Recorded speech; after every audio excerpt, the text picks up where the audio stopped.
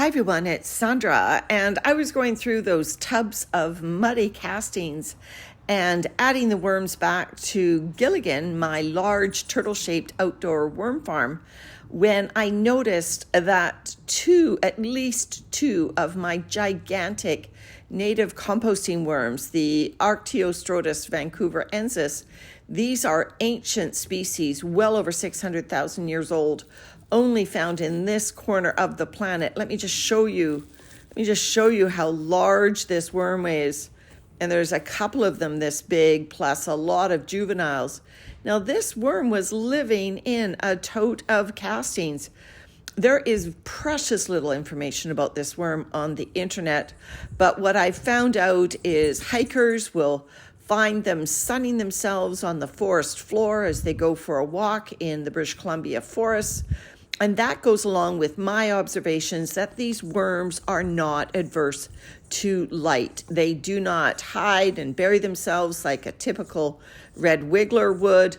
I'm interested to see what this fellow's going to do because it's a little chilly today, about 12 degrees Celsius, about 53 degrees Fahrenheit outside. I hope he doesn't go over the edge here.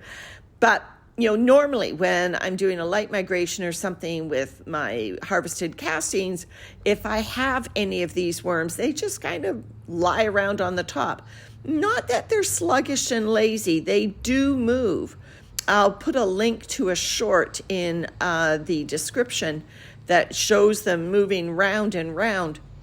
Look at that gorgeous coral-colored clitellum, and you can see it's even more vibrant on the juvenile that's immediately to the right. I'm wondering if this big one is burying itself because of the chill in the air, or perhaps it's a moisture thing. As you know, Gilligan has a very damp underlayer of leaves right on the bottom of the bedding, so maybe the worm is going down there for the moisture. Nevertheless, this big guy was probably at least 15 or 16 inches when fully stretched. I don't think I've ever found one quite this big in a castings tote.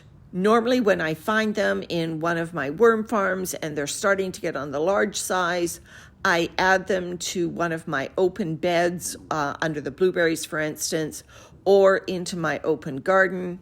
But because it's November and the winter is coming upon us, I thought I would give this worm a home in Gilligan because it clearly was happy living in a castings tote all summer, and that didn't seem to do it any harm at all. In fact, I also pulled out lots of cocoons from those muddy castings that are on the very large size, so I believe it's from the Arctiostrotus vancouverensis worms breeding.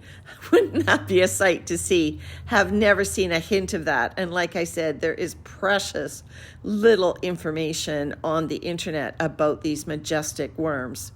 We found them in manure piles on a farm. And like I said, hikers find them in the forest litter. Here in Gilligan, there are lots of leaves for this worm to munch down on. Or I'll check back in a few days and we will see if these very large worms make their way to that pumpkin stash I put in the center. Okay, everyone, thanks for coming along and seeing me add some of these worms back into Gilligan. I'm almost done re-homing all of Gilligan's worms to get him back up for full strength for the winter. Thanks so much for watching. Bye for now.